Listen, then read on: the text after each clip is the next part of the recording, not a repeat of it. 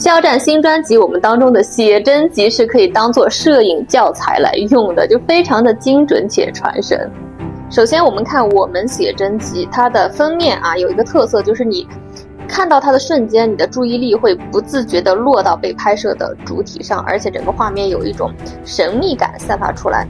它用到的构图方式叫局部框架，所谓局部框架是指被拍摄的主体它身体有一部分隐藏在树干或者墙壁之后，这就形成一种神秘感。树干或者墙壁它起到一个窗户的作用，让你透过这个窗户去凝视被拍摄的主体，从而你的注意力就会集中在被拍摄的主体上。翻开之后的第一张图，它用到的是对角线法。所谓的对角线法就是这个角是45度，这个角也是45度，以45度为基准画几条线，把画面进行切割，然后这个焦点正好落在人物的表情上，你的视觉重心就放在了人物的情绪上。这个跟它情况类似啊，你这儿画一条线过来是吧？这儿再画一条线过来，是不是这个焦点也就是在人物的表情上？所以你的注意力、你的重心就是看这个面部表情，它想要传达什么样的情绪。下一页用到的是外形轮廓，所谓的外形轮廓是指在光线较暗的条件下进行逆光拍摄，突出被拍摄对象的轮廓感，但是它的细节你是看不清晰的，对不对？包括人物表情的细节和岩石的纹理，那你就会对它产生强烈的好奇心，期待光线啪一下变亮，或者就是说它走到一个光线明亮的环境，你看清楚它是谁，他在干什么。下一个画面要讲到一个非常重要的知识点，那就是左和右。我们的阅读顺序一般是从左到右。那我问大家一个问题啊，为什么救赎者是放在左边，被救赎者是放在右边？这里涉及到一个很重要的知识点，就是画面的左和右。一般的左边代表过去的明确的、附近的和现实真实有情的，右边代表未来的、不确定的、遥远的、自由的和不具体的。然后体现肖战工作室功底的地方就来了，这个在左边的这个人物是往左走，它是个动态的，对吧？右边它是静止的，就是这个画面给你一个感觉，就是他俩没办法相逢，但是你心里又希望他们能够遇见，是不是这个画面它就存在一种张力，是吧？你对它产生一种期待。下一个配置也是一左一右的排列它用到的是外部框架。所谓的外部框架其实就是框式构图，你通过这个框去窥视、凝视、捕捉画面的主体，它营造出一种神秘感和故事性。再加上肖战这个眼神精准的表达，是吧？一个向上看，一个向下看，体现出完全不同的两种心理活动。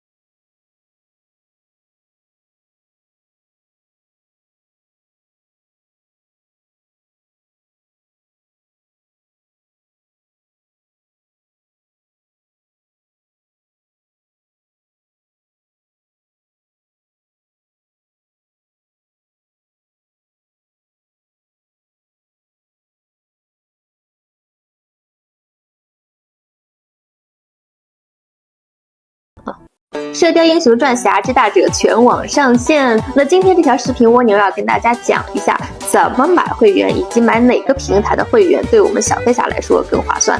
第一个是优酷的首3月9.9块特惠，就是前3个月它都是9.9块，3个月30块钱啊。我用的是一个新手机号，也就是说没有注册过视频网站的手机号注册的。你问你家里人或者朋友要一个啊，就是你俩也能一块看。就是这种钱我是觉得是可以省的。如果藏海传是如传言那边说的5月份上线的话，我这30块钱是不是也覆盖了藏海传的播放周期呢？注意啊，如果你开通的是连续包月、连续包季或者连续包年的套餐啊，它就会自动给你续费。你记得给自己定个闹钟，比如说我买的这个是包了3个月，是吧？我要在7月份9号或者是8号定个闹钟，我提前把这个续费给取消掉，这样它就不会给我扣掉钱了。我是个匠种，只有有肖战作品的时候我才去开通视频网站的会员，任何时候你没有办法说服我去把钱花到一些跟肖战无关的地方。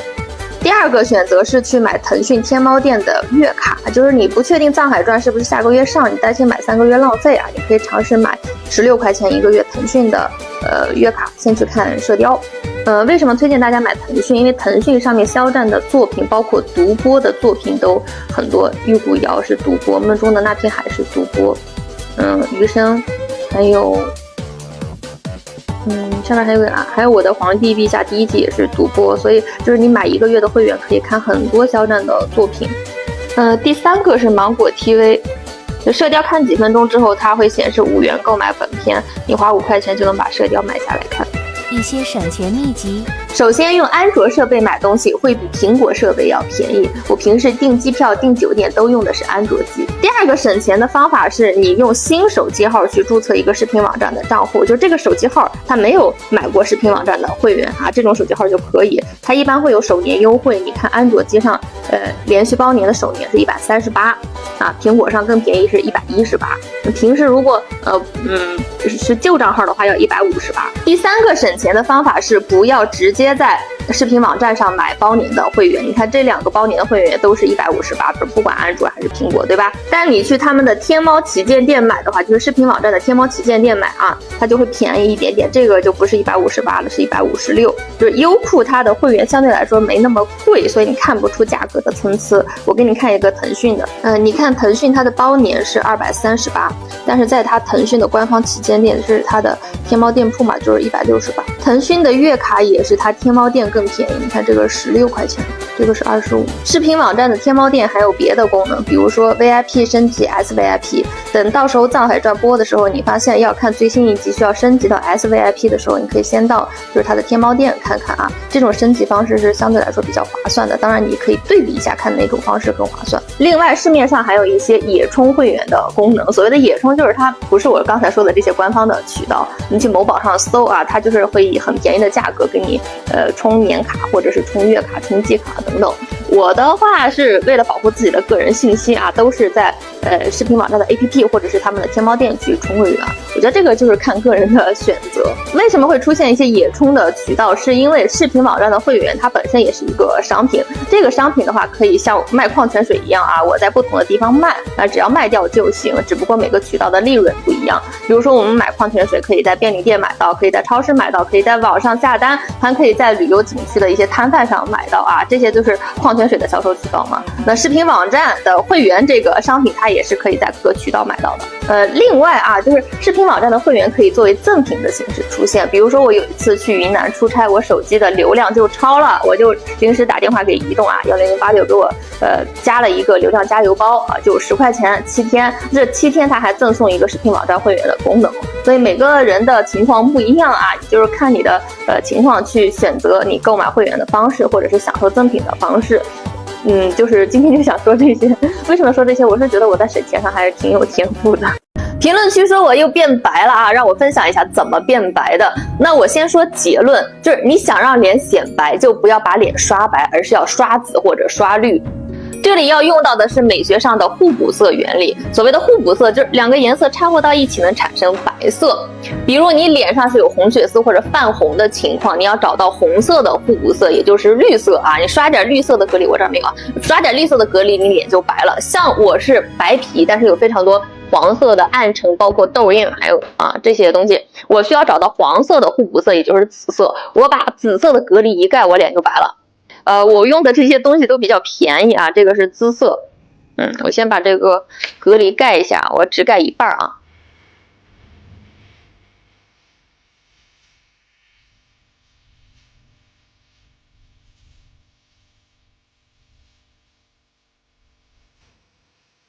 然后暗沉重的地方你要再盖一次。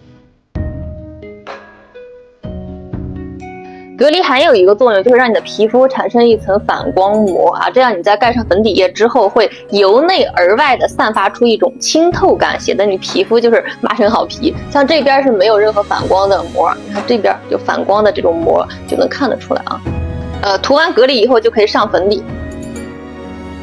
我化妆技术其实比较拙劣，手法也不讲究啊，就是什么就涂吧就得了。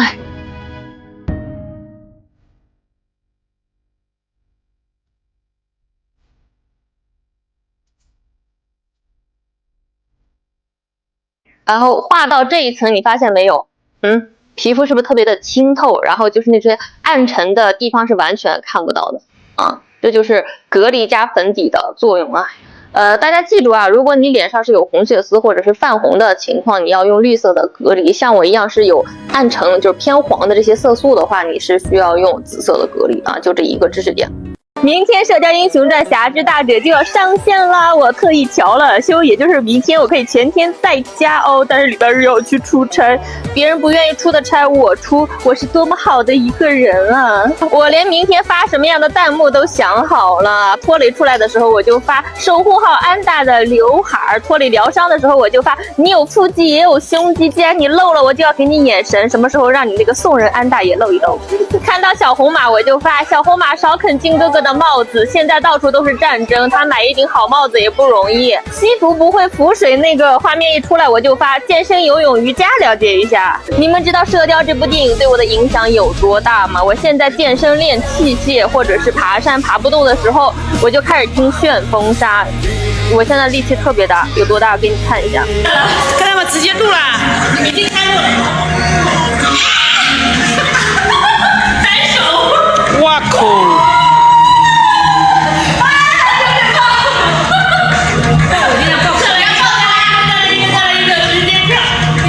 直接跳了已经。